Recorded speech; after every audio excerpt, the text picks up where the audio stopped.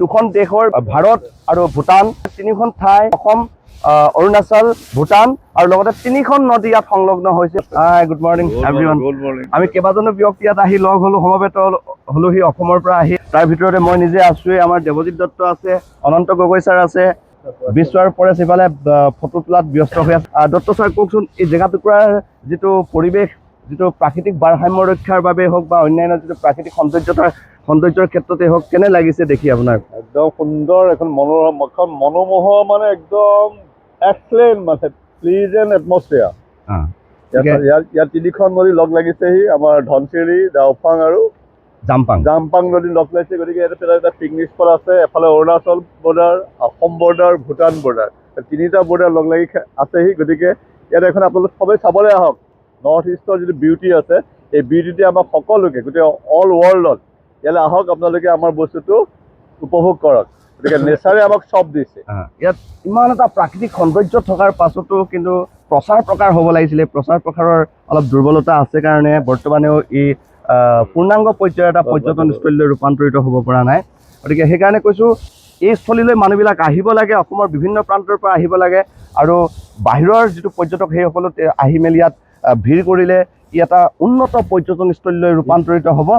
আৰু আমাৰ মাজত ছিনিয়ৰ প্ৰবক্তা অনন্ত গগৈদেৱ আছে। অনন্ত গগৈদেৱ, অনুভৱ কওকচোন এই ঠাইখনৰ সম্পৰ্কে। কালিৰ পৰা আছে। ধন্যবাদ।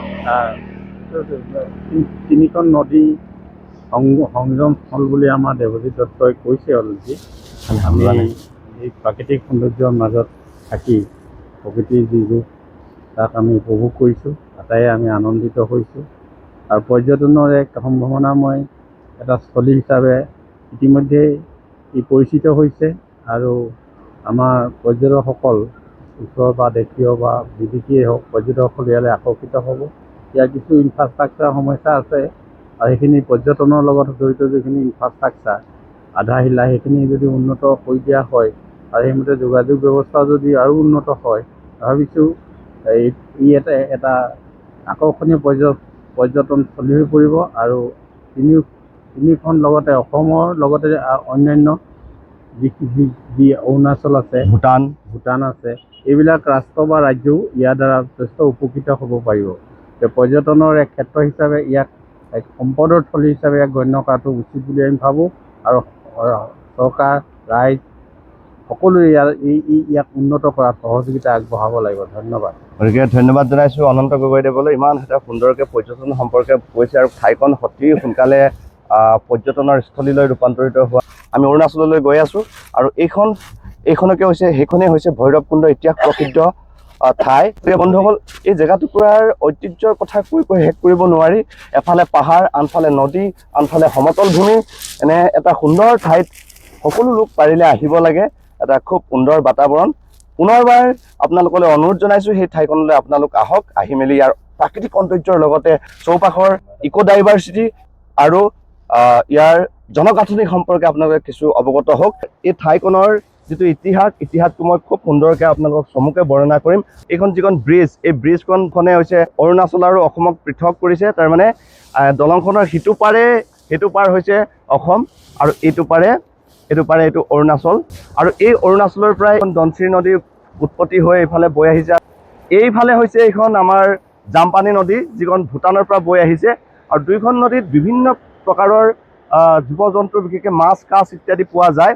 আৰু এই যে ক'লো অৰুণাচল আৰু অসমৰ উপৰি এইফালে যিখন ঠাই আছে, যিখন আমাৰ চুইচ গেটৰ সিটো পাৰে, এইখনেই হৈছে ভূটানত অধিষ্ঠিত। আৰু ভূটান এই তিনিওটা জেগাৰ ঠিক অমীপতে এটা শিৱ মন্দিৰ আছে। সেইটোকে ভৈৰৱ মন্দিৰ বুলি কোৱা হয়। ইয়াত বিশেষকৈ মাঘ মাহৰ সংক্ৰান্তিৰ দিনা, জানুৱাৰী মাহত পূজা পাৰ্বণ কৰিবৰ কাৰণে যথেষ্ট মানুহৰ ভিৰ হয়।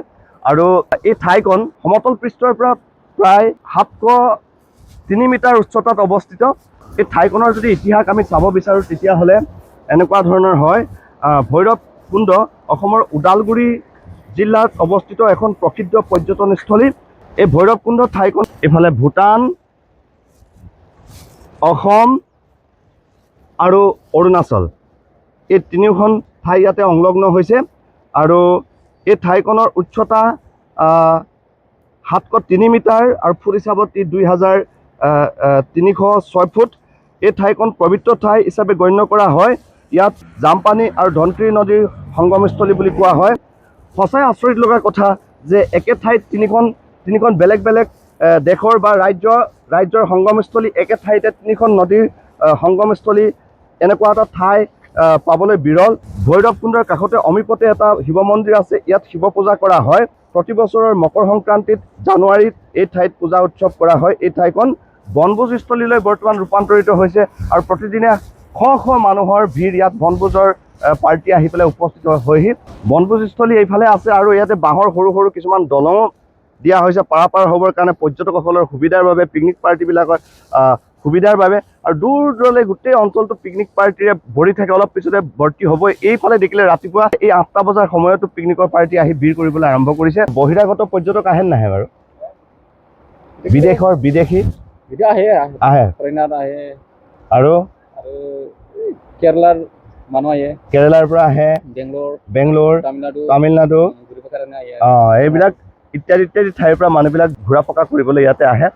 আৰু যেই নহওক, আমাৰ সঞ্জয়ৰ পৰা বিদায় লৈছোঁ। ধন্যবাদ সঞ্জয়। আৰু আমি আজি এই মঞ্চৰ পৰা আপোনালোক সকলোকে নতুন বছৰৰ শুভেচ্ছা জনাইছোঁ। গতিকে সেইখিনি আপোনালোকৰ মাজলৈ বাৰ্তা প্ৰেৰণ কৰি মই প্ৰণৱ পাথুৰীয়ে বিদায় লৈছোঁ পুনৰবাৰ। ধন্যবাদ।